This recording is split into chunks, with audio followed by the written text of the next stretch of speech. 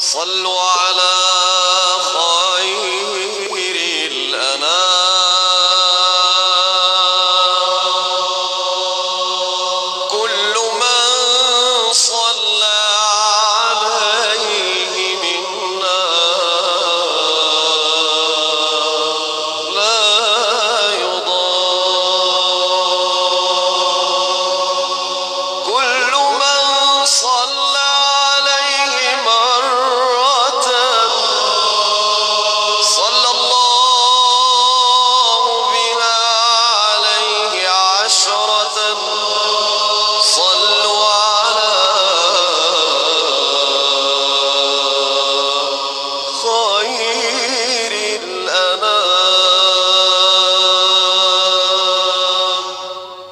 عطر اللهم قبره الكريم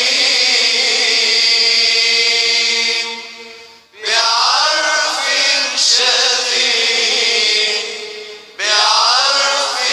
شديد من صلاة وتسليم سلم يا إلهي دواما وبارك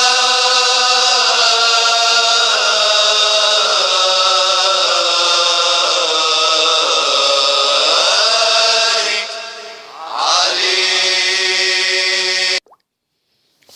Bon, dans ce chapitre, donc, on va voir la notion d'intégrale d'une fonction complexe sur un schéma. On va voir donc à la fin le théorème de Cauchy. Donc, le premier paragraphe, donc on voit la notion de schéma et de lacet. Donc la définition, donc on va définir c'est quoi un schéma. Donc on appelle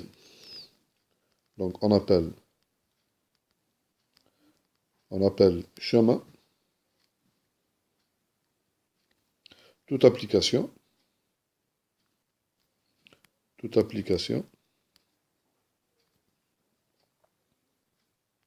gamma, donc de l'intervalle AB fermé, donc à valeur dans C, tel que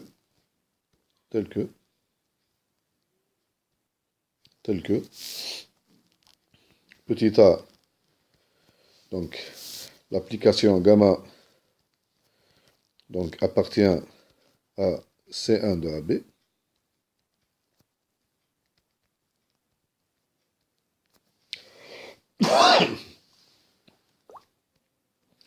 l'application, donc elle est, c'est-à-dire, qu'est-ce que ça veut dire gamma appartient à C1 de AB, c'est-à-dire,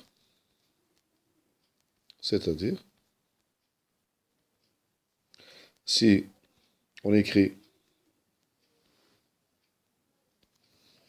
gamma de t, donc, est égal à x de t plus y de t, avec ici l'application x, c'est une application, la partie réelle de gamma, donc de AB dans R, et l'application y, donc c'est une application de AB dans R. On dit que gamma appartient à C1D, si, donc, alors, x, l'application x est dérivable, l'application x est dérivable, et sa dérivée, x' de t, donc, est continue dans AB. La même chose pour demain, aussi, donc demain. L'application y est aussi dérivable, aussi. Dans AB, et la dérivée y' de t, donc est continue. On n'a pas dit y, c'est la dérivée, donc y' est continue dans l'intervalle AB. C'est ça la définition donc d'un schéma. Donc un schéma, donc c'est une application, donc former donc partie réelle, donc x, partie imaginaire y. X et y sont deux applications de AB dans R, telles que la partie réelle, la fonction partie réelle, donc elle est dérivable et sa dérivée est continue, et la partie imaginaire aussi, qu'on note y, elle est aussi donc continue, dérivable, et sa dérivée, elle est continue. Donc exemple, on va donner un exemple. Exemple. Un exemple simple ici. Exemple. Exemple. Je considère donc le chemin gamma, donc 2 0, 2 pi, dont C, défini par, donc gamma de t est égal à, donc la partie réelle ici, x de t plus y de t. X de t est égal à cosinus t, et la partie imaginaire, y de t, c'est sinus t. Alors, nous avons ici x de t.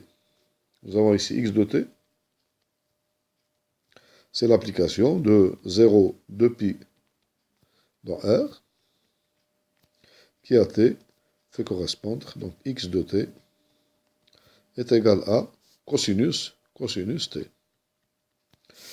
Et la partie imaginaire y, donc y de t, j'écris y de t, donc c'est une application aussi de 0, 2 pi dans R, qui à t fait correspondre ici y de t est égal à sinus t. On voit bien ici que l'application x de t, elle est dérivable. Et sa dérivée, x' de t est égal à quoi ici? X' de t. X' de t est égal à, donc la dérivée de cosinus, c'est moins sinus t, donc, et continue, donc sur l'intervalle 0,2 pi.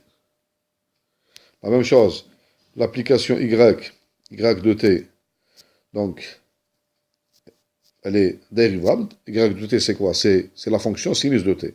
Et dérivable. Et y' de t, qui est égal à cosinus t, et continue.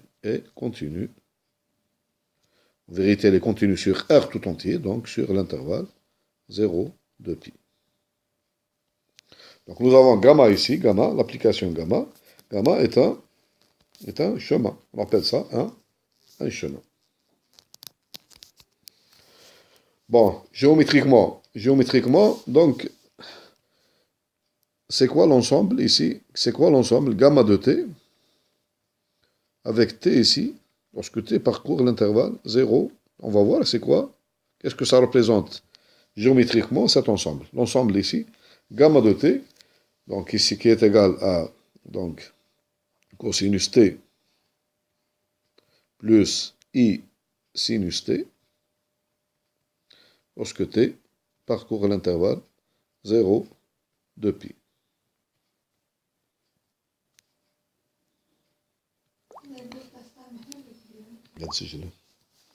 Bon, voyons un peu quel est l'ensemble gamma t, géométriquement, quel est l'ensemble gamma t lorsque t donc, parcourt l'intervalle 0, 2 pi.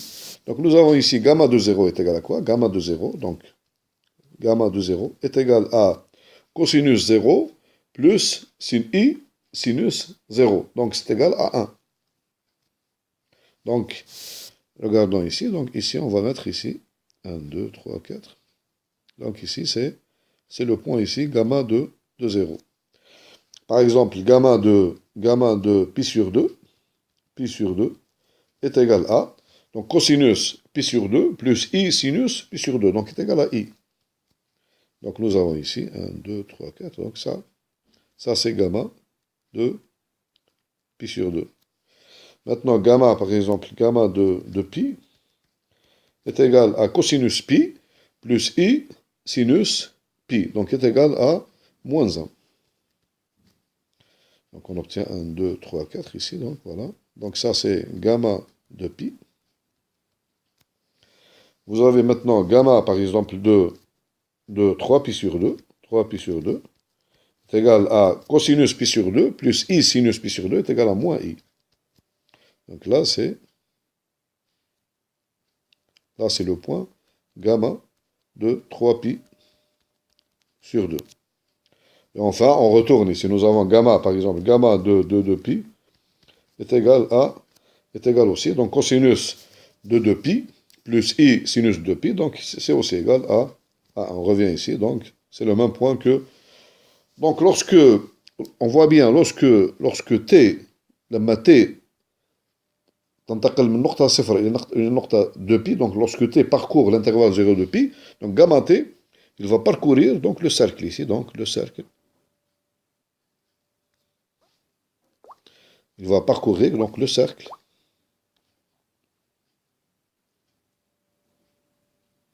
Le cercle ici. De centre 0 et de rayon donc 1. Et on a un sens. On a donc le chemin de gamma, donc on a un sens là. Donc il y a un sens dans cette direction. Ce que c'est gamma de t. Gamma de t. Avec ici, donc t appartenant à l'intervalle 0, 2pi. Alors l'exemple de l'application, le chemin gamma de t avec est égal à cosinus t plus I sinus t. De façon générale, c'est fait de façon générale, donc l'ensemble ici, gamma de t, lorsque t appartient à l'intervalle AB, donc on va avoir quelque chose comme ça. Donc, par exemple, quelque chose comme ça. Donc, ça, par exemple, gamma de A, et là, la fin ici, c'est gamma de B. Donc, il y a un sens, ok? Donc, un sens. Donc, là, puis comme ça. La fin ici, là, c'est gamma de B. Donc, on obtient quelque chose comme ça. Donc, puisque gamma est dérivable, en tout point T appartenant à AB, donc ici, en chaque point ici, si je prends n'importe quel point ici, gamma de t, donc je vais obtenir une tangente ici, une tangente. C'est-à-dire, le chemin ici, il est lisse. Donc géométriquement, ce chemin, il est lisse. La même chose ici, par exemple. Etc. Donc, c'est ça un chemin. C'est ça un chemin dansé. Un chemin dansé. Donc maintenant, on va définir la notion de lacet. On appelle lacet. Donc un lacet, c'est un cas particulier de chemin. Donc tout chemin,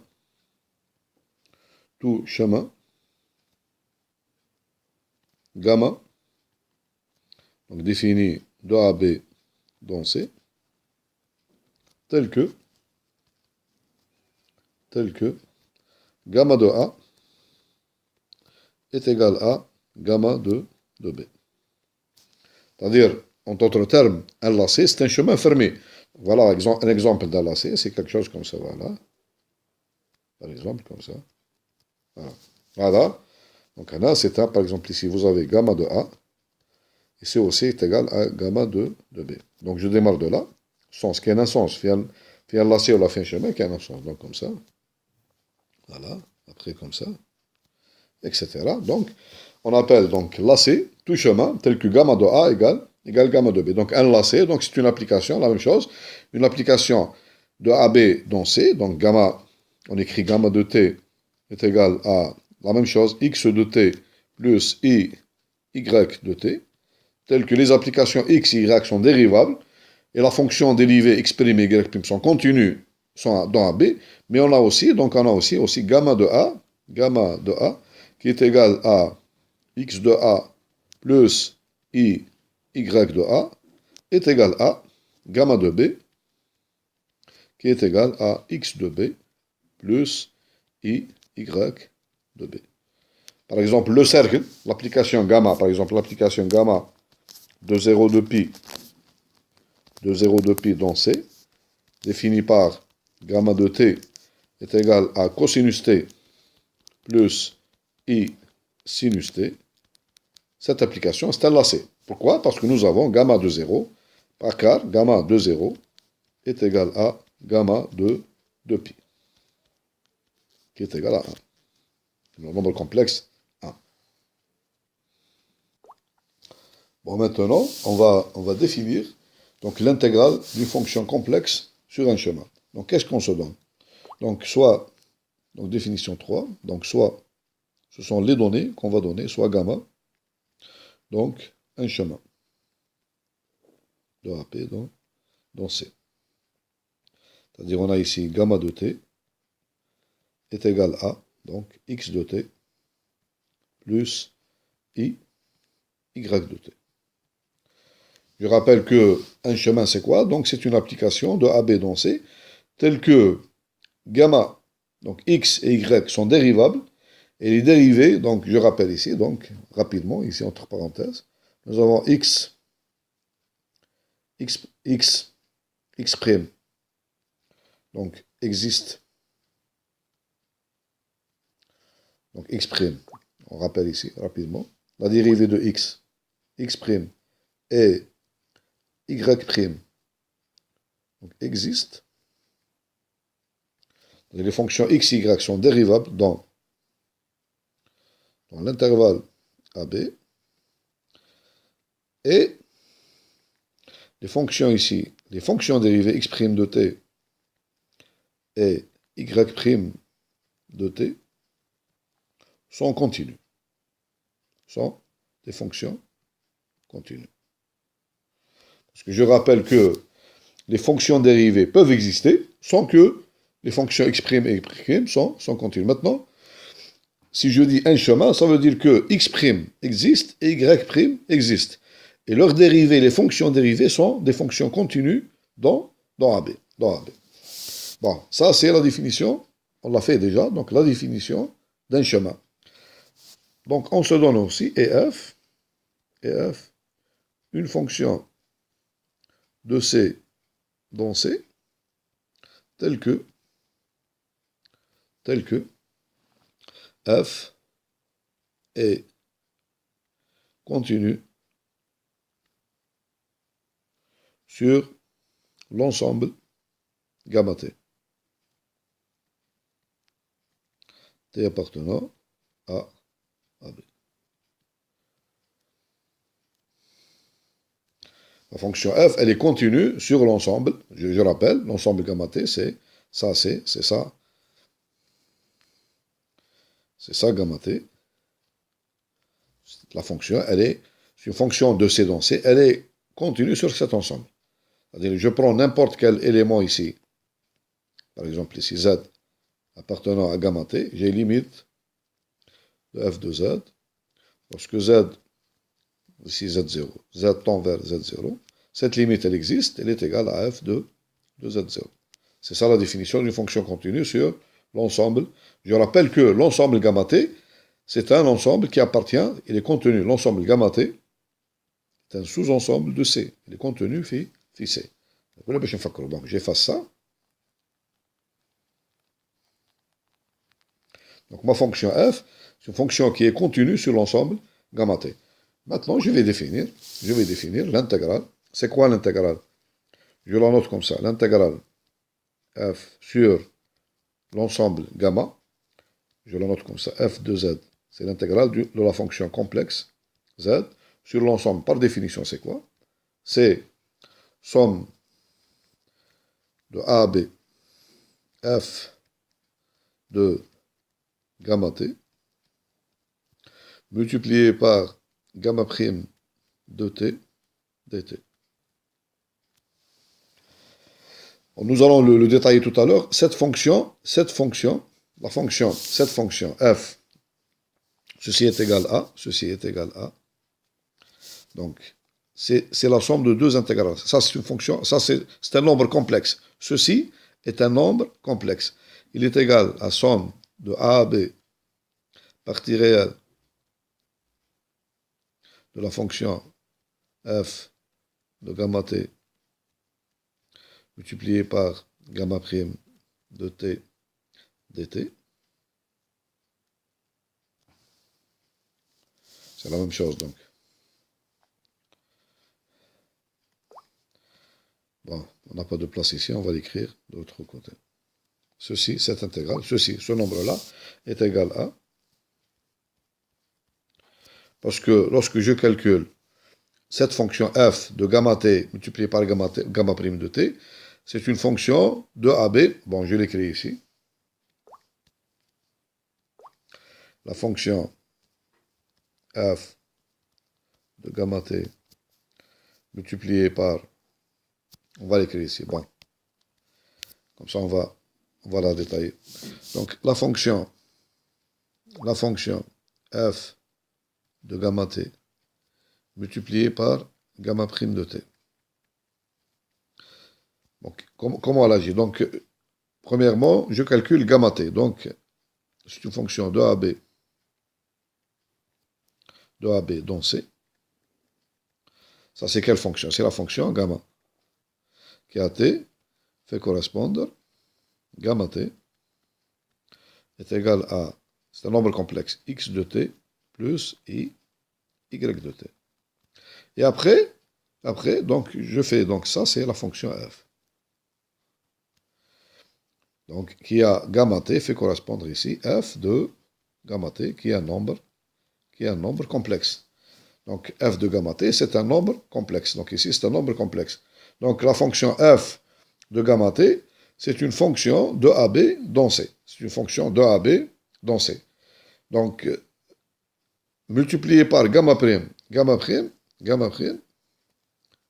c'est aussi donc une fonction de AB dans C, qui à t fait correspondre ici gamma prime, par définition, gamma prime de t, est égal à la dérivée de la fonction x plus x prime de t, plus y, la dérivée de la fonction y. Donc finalement, la fonction f de gamma t multipliée par gamma prime de t, vous voyez bien, c'est une application de AB dans C. C'est une application de AB dans C. Donc je peux l'écrire, f de gamma t multiplié par gamma prime de t est égal à la partie réelle de la fonction. Elle a une partie réelle, puisque les images sont dans C. Donc c'est la partie réelle de f de gamma t multiplié par gamma prime de t plus i, la partie imaginaire de la fonction ici, f de gamma t multiplié par gamma prime de t. Ou la partie réelle ici. La partie réelle, donc il faut bien voir ici que la partie réelle, c'est une application de AB dans R, et la partie imaginaire, c'est une application de AB. Donc je termine ici. La partie réelle ici, la partie réelle de f de gamma t multiplié par gamma prime de t.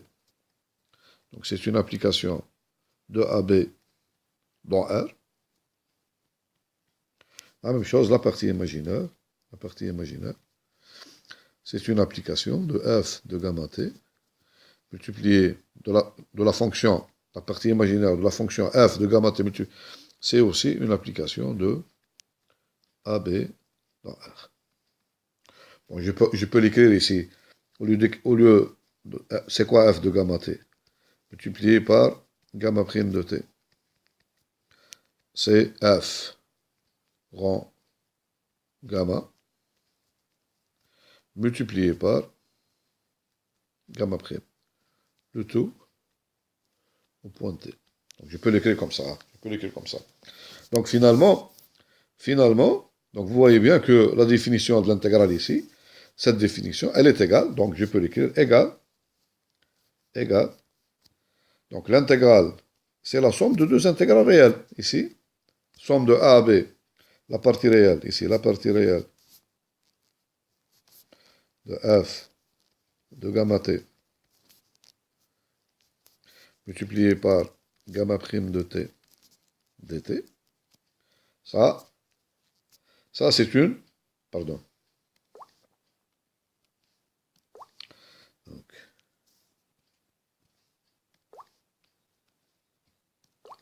la partie réelle de la fonction, voilà, dt, la première intégrale, plus i. Donc la deuxième intégrale, qui est réelle aussi, c'est une intégrale, la somme de a à b, la partie imaginaire de la fonction f de gamma t, multiplié aussi par gamma prime de t, donc dt. C'est ça la définition de l'intégrale de la fonction complexe f sur le chemin gamma. En vérité, c'est pour calculer, pour définir une fonction, l'intégrale d'une fonction complexe sur un chemin. Donc, en vérité, ce sont deux intégrales. Ça, parce que ça, c'est une intégrale réelle. C'est une intégrale réelle. Celle-là, c'est une intégrale réelle. Donc, l'intégrale d'une fonction complexe, en vérité, c'est la somme de deux intégrales réelles. Pourquoi cette intégrale existe? Parce que, vous voyez bien, la fonction f de gamma t. Parce que gamma, regardez bien. Pourquoi l'intégrale? Pourquoi cette intégrale-là? Bon, je vais l'écrire ici en détail. Nous avons ici, donc, gamma est continu. Gamma est continu sur AB.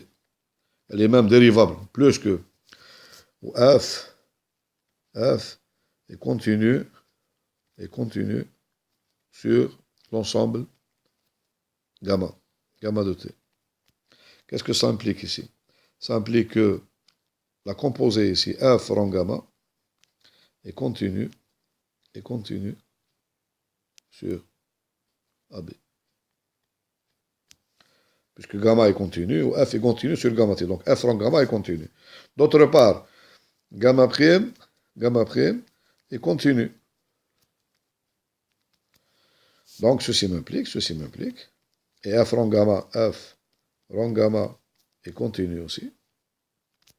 Ça implique, les deux impliquent que f, le produit de deux fonctions continues, f rang gamma multiplié par gamma prime est aussi continu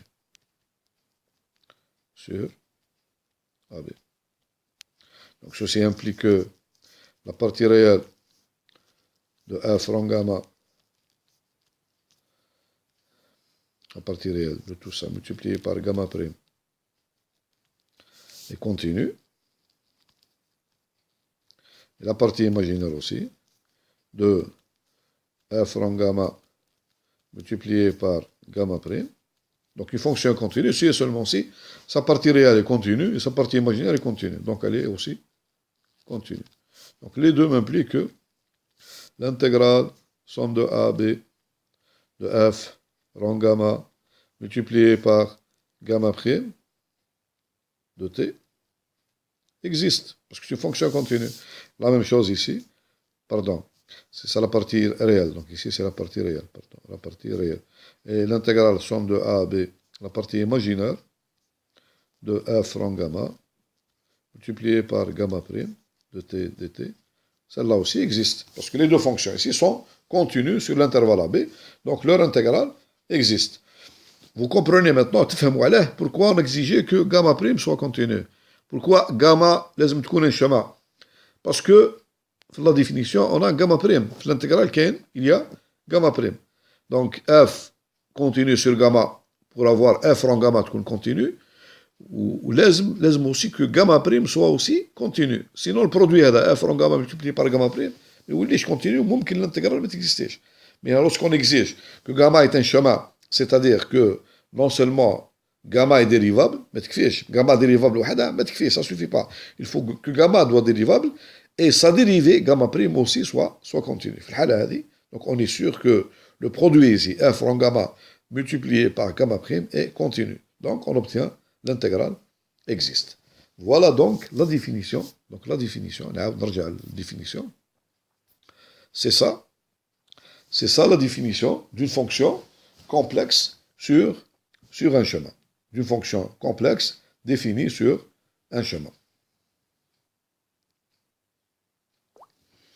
Bon, maintenant, on vous donne donc l'exercice numéro 1. Donc on se donne gamma. Gamma, c'est le chemin. Donc maintenant, c'est un lacet. Ça, c'est un lacet. Donc c'est l'application de 0 de pi sur c qui à t fait correspondre. Gamma t égale x de t plus y t est égal à cosinus t plus i sinus t. Donc, et la fonction, c'est la fonction f de z égale 1 sur z. Calculer l'intégrale donc de la fonction 1 sur z, l'intégrale sur gamma 1 sur z dc. Nous avons ici, il faut bien ici voir que gamma ici, gamma c'est gamma, voilà, c'est le gamma t, l'image ici c'est, ça c'est gamma t. Le cercle de centre 0 et de rayon 1. Et la fonction, donc f de z, nous avons ici f de z est égal à la fonction 1 sur z. Essayez donc de calculer cette intégrale. Essayez de faire tout seul l'exercice, la définition, la définition, et vous trouvez donc à quoi était. Vous allez trouver l'intégrale d'une fonction complexe sur un chemin, ou là un lacet, c'est un nombre complexe. Vous allez trouver un nombre complexe. Et après, donc, on va corriger cet exercice. Bon, solution de l'exercice numéro 1. Bon, j'espère que vous avez fait le calcul, donc vous avez trouvé le résultat. Donc, on va vérifier ensemble le résultat que vous avez trouvé. Donc, par définition, tarif, donc, on a l'intégrale, somme de 0 jusqu'à 2 pi, pardon, l'intégrale sur gamma, la fonction 1, premièrement, avant de commencer le calcul, nous avons la fonction, on va vérifier les hypothèses. Donc, gamma, c'est un chemin, est un chemin, pourquoi? Rapidement, est un chemin parce que gamma de t est égal à, nous avons ici est égal à cosinus t plus i sinus t. Nous avons ici les fonctions x de t est égal à cosinus t.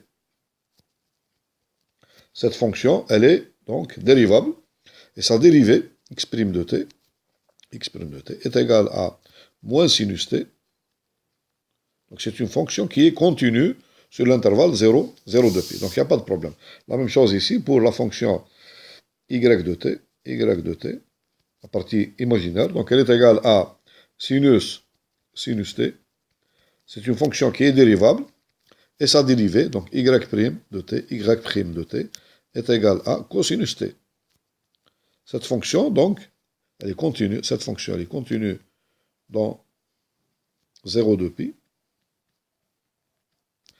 Cette fonction ici, elle est continue aussi dans l'intervalle 0 de pi. Maintenant, voyons la fonction f de z. F de z, ici, on a f de z ici, elle est égale à 1 sur z. 1 sur z. Cette fonction, où est le problème pour cette fonction? C'est 0. Donc, elle n'est pas dérivable, elle n'est pas continue au point z0. Donc, cette fonction, mais nous avons ici, nous avons gamma de t.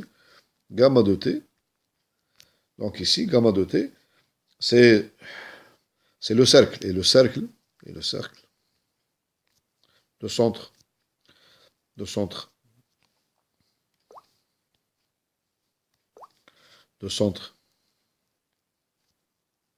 0 et de rayon 1. C'est pas l'intérieur du cercle. Donc ici, gamma de t, donc c'est ça le gamma de t. Gamma de t, c'est le cercle seulement. C'est cette partie-là. Donc 0 n'appartient pas à l'ensemble gamma de t. C'est pas l'intérieur du cercle. C'est seulement le cercle. C'est le cercle. Donc gamma 0 n'appartient pas à gamma de t. Donc par conséquent, la fonction f de z est égale à 1 sur z. C'est une fonction qui est continue. Elle est continue sur l'ensemble gamma de t. Pour tout t appartenant à 0 de pi. Voilà. Donc, il n'y a pas de problème. Donc, les hypothèses de la définition sont toutes vérifiées. Bon, maintenant, passons au calcul. Par définition. Donc, nous avons l'intégrale Donc nous avons l'intégrale sur gamma de la fonction 1 sur z dz. Par définition, c'est, qu'est-ce que je fais? C'est l'intégrale ici, c'est l'intégrale de 0 jusqu'à 2pi de la fonction f de gamma t multiplié par, pardon ici, donc c'est la partie réelle, donc la partie réelle, parce que je travaille avec des fonctions réelles, la partie réelle de f de gamma t multiplié par gamma prime de t dt plus i, donc l'intégrale de 0 jusqu'à 2pi, la partie imaginaire de la fonction, la même chose, f de gamma t multiplié par gamma prime de t dt. Donc il faut, pour calculer cette intégrale, il faut que je calcule d'abord la fonction f de gamma t multipliée par gamma prime de t, et après, je calcule donc sa partie réelle et sa partie imaginaire, et j'ai deux intégrales réelles à calculer. Donc calculons d'abord, calculons la fonction, à quoi est égal, premièrement, on va calculer f de gamma t. Ceci est égal, par définition, c'est quoi? C'est 1 sur gamma t est égal à, donc 1 sur, donc cosinus t, plus i sinus t. Ceci implique que maintenant, ceci implique que f de gamma t multiplié par gamma prime de t. Gamma prime de t est égal à quoi? On l'a dit. Donc gamma prime de t, je rappelle rapidement, gamma prime de t est égal à moins cosinus t, pardon, moins sinus t, c'est la dérivée à cosinus, c'est moins sinus t, plus i cosinus t. Je dérive la fonction cosinus qui est égale à moins sinus, et je dérive la fonction sinus est égale à cosinus. Donc ici, f de gamma t multiplié par gamma prime de t, bon, je vais l'écrire en bas ici, donc ceci est égal à, donc au numérateur c'est moins sinus t plus i cosinus t divisé par donc cosinus t plus i sinus t. Voilà. Bon, je vais essayer d'écrire ça. Je vais diviser ça en partie réelle et partie imaginaire. Donc, qu'est-ce que je fais? Je multiplie donc les deux termes de la fraction rationnelle par le conjugué de cosinus t plus i sinus t. Donc, ceci est égal à quoi? Ceci est égal à, donc, moins sinus t plus i cosinus t multiplié par le conjugué de cosinus t plus i sinus t. Donc, c'est cosinus t moins i sinus t. Le tout divisé par. Donc, cosinus t, donc je vais l'écrire ici, cosinus t plus i sinus t, multiplié par, je vais multiplier donc la même chose, cosinus t moins i sinus t. Et ceci est égal à quoi? Donc, ceci est égal à, donc, dans le dénominateur, cosinus t plus i sinus t multiplié par cosinus t, bon, je l'écris ici, donc, est égal à, donc je vais écrire ici, en bas, est égal à, donc, je vais faire les calculs. Donc, au dénominateur, qu'est-ce que j'obtiens?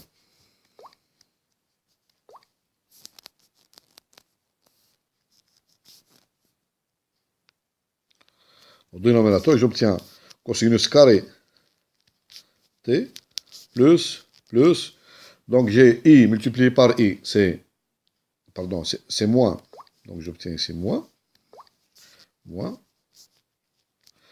donc i multiplié par i, c'est moins 1, i de moins 1, sinus, donc c'est moins sinus carré t. Voilà. Et au numérateur, j'obtiens donc, au numérateur, qu'est-ce que j'obtiens? J'obtiens moins sinus t, donc j'obtiens, pardon, moins sinus t multiplié par cosinus t. Après, moins sinus t multiplié par moins i sinus t, c'est quoi? J'obtiens donc, c'est moins par moins, c'est plus. Donc j'obtiens ici plus i, multiplié par sinus carré t. Sinus carré t.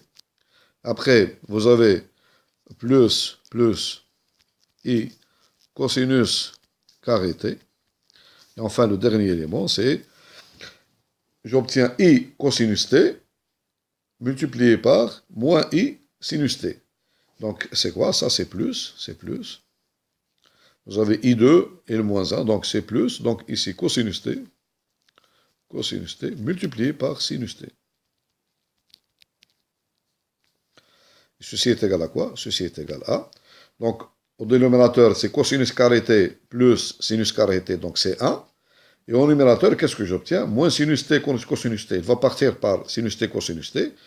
Il me reste ici, j'obtiens ici, ceci est égal à i facteur de sinus carré t plus cos carré t divisé par la même chose, sinus carré t plus cosinus carré t. Vous voyez bien que ceci est égal à, ceci est égal à 1, donc ceci est égal à i.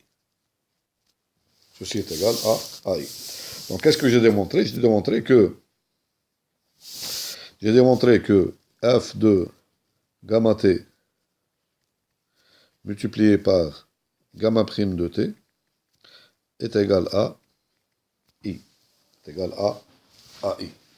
C'est-à-dire que cette application, on voit bien que cette application f rond gamma multiplié par gamma prime, c'est une application de 0 de pi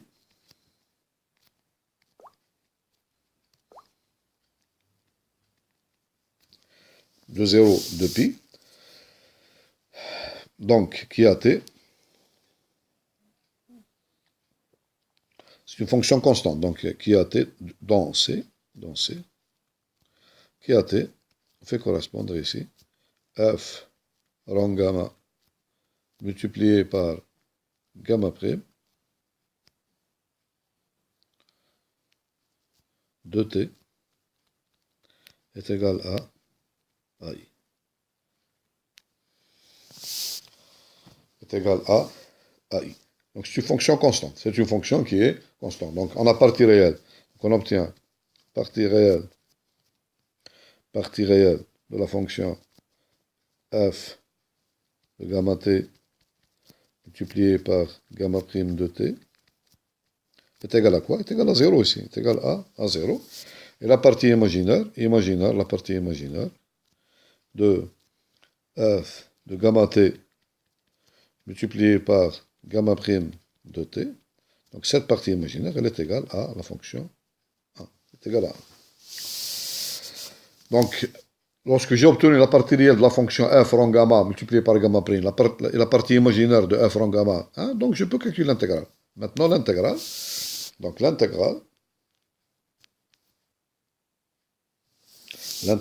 donc je calcule l'intégrale.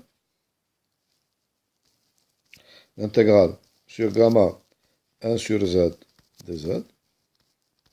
On a dit que ceci est égal par définition, c'est somme de 0 jusqu'à 2pi, la partie réelle ici, la partie réelle de f de gamma t multiplié par gamma prime de t, la partie réelle de cette fonction-là, dt, plus i, la même chose, l'intégrale de 0 jusqu'à 2pi, la partie imaginaire de la fonction f de gamma t multiplié par gamma prime de t dt. Et ceci, vous voyez bien que ceci est égal à quoi? Ceci est égal à ceci est égal à, la première partie c'est 0, donc c'est 0, plus I, l'intégrale de 0 jusqu'à 2pi, donc dt. Puisque la fonction est égale à 1, dt. Vous voyez bien que ceci est égal à, ceci est égal à, donc à 2 fois I, 2i pi. Par conséquent, donc l'intégrale, donc je vais, l'intégrale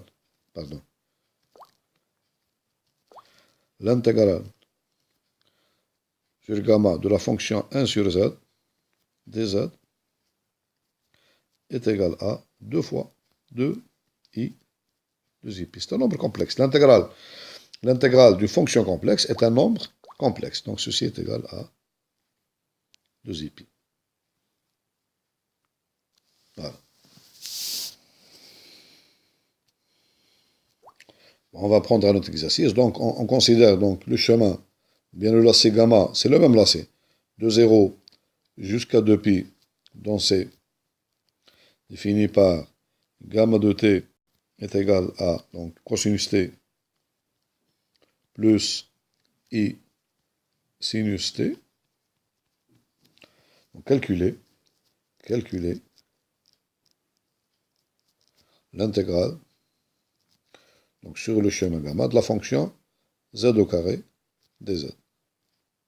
On va essayer de calculer cette intégrale. Calculer donc la fonction z au carré, l'intégrale de la fonction z au carré dz. Donc la même chose. Donc, essayez de faire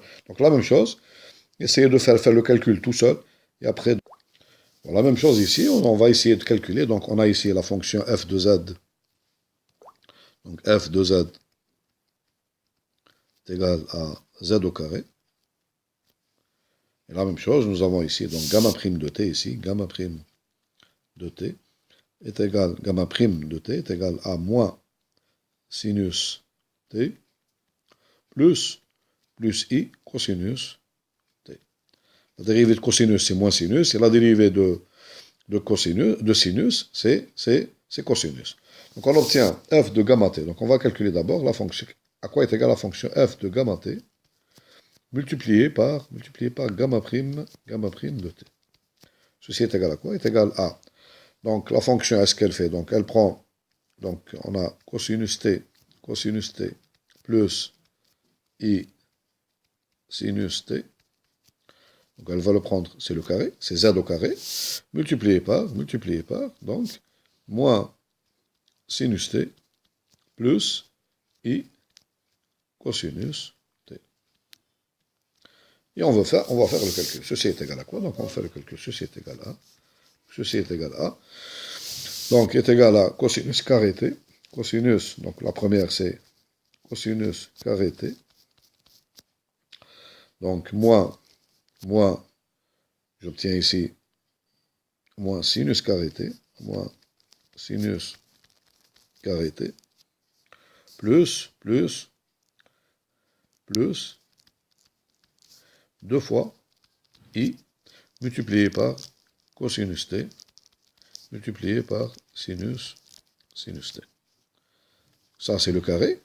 Le tout multiplié par, donc, moins sinus t plus i cosinus t. Et je fais donc ce calcul. Je fais ce calcul. Bon, je vais vous laisser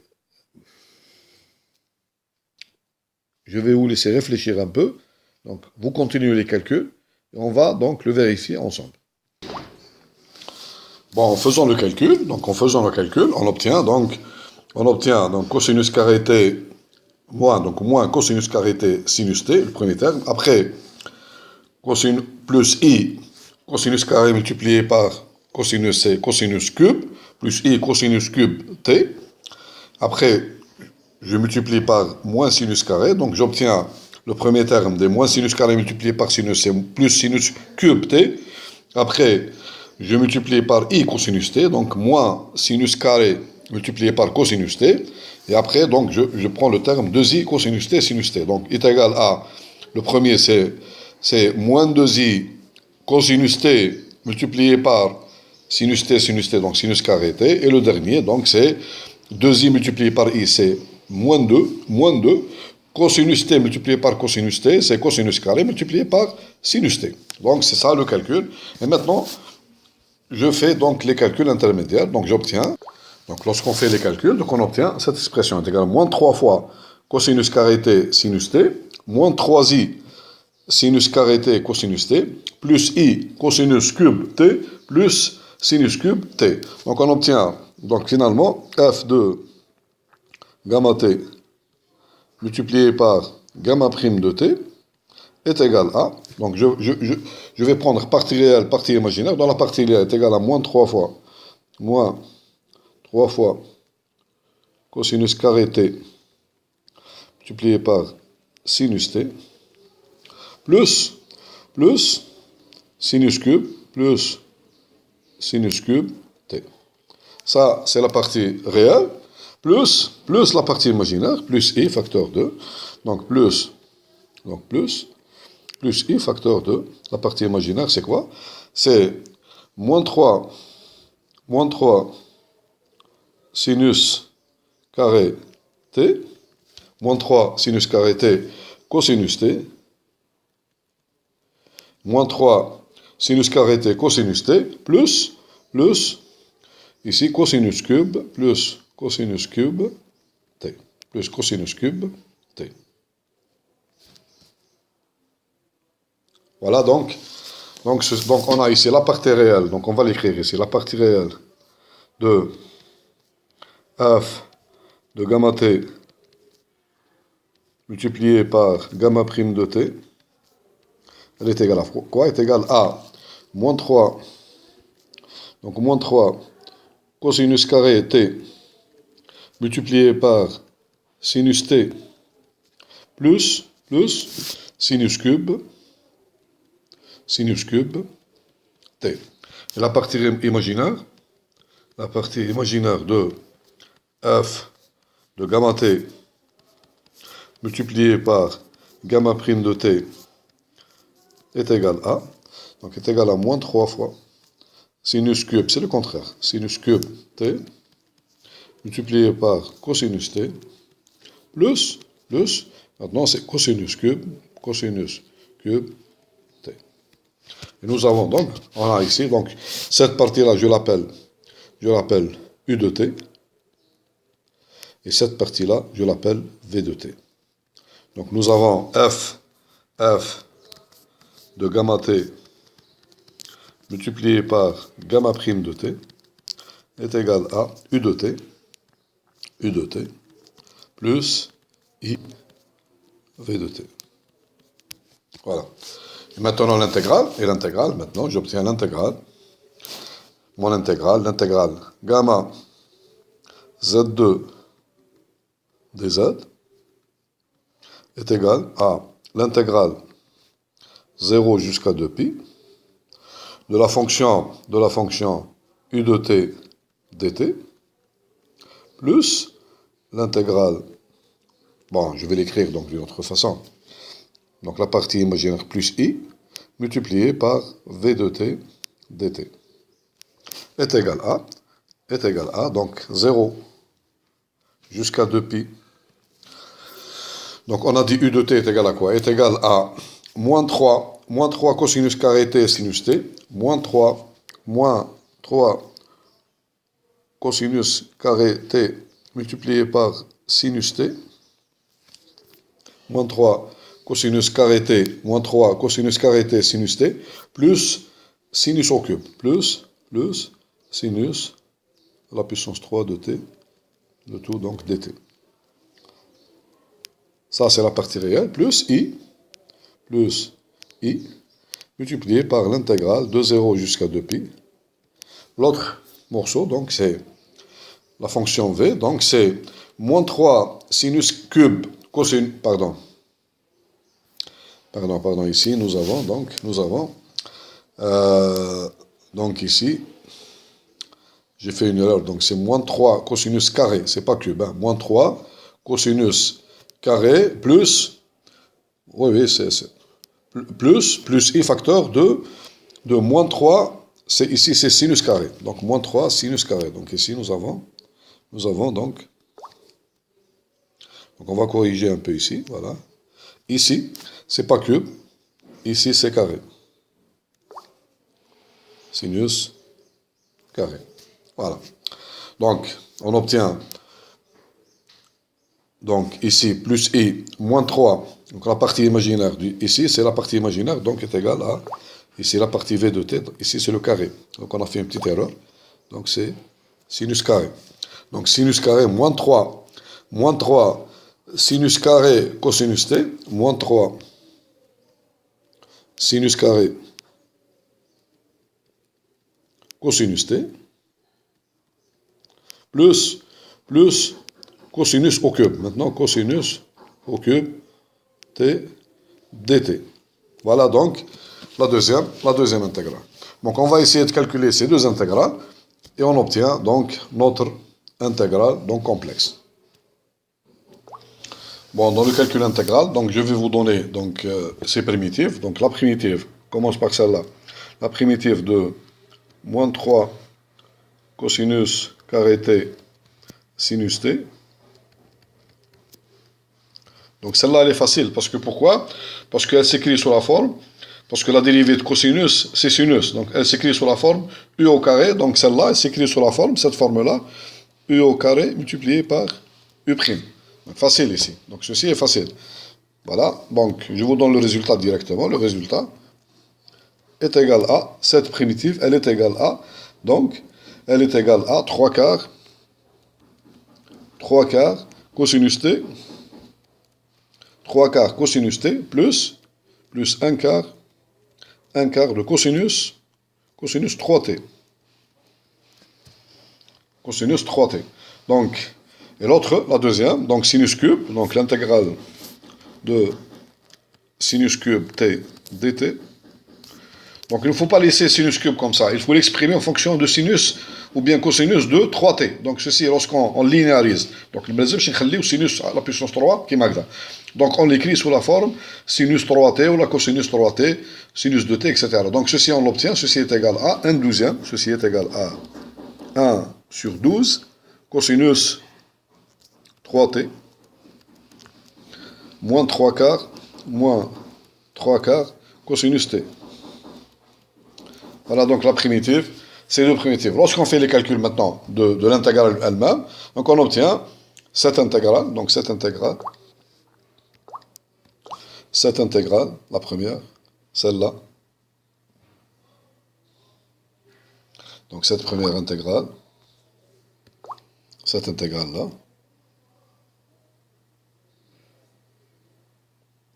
elle est égale à 0. Donc on trouve 0. Lorsqu'on remplace ici les primitives, on remplace 2pi et 0, donc on trouve cette intégrale est égale à 0. Maintenant la deuxième, la même chose, on fait le même calcul, à peu près les mêmes calculs, cette intégrale aussi, donc celle-là, on trouve aussi, cette intégrale aussi est égale à 0. Finalement, on obtient l'intégrale, donc l'intégrale, donc z2 sur gamma z2 dz est égal à 0. Voilà donc le résultat cherché. Donc notre intégrale est égale à 0. Bon, ce sera tout pour cette la leçon d'aujourd'hui.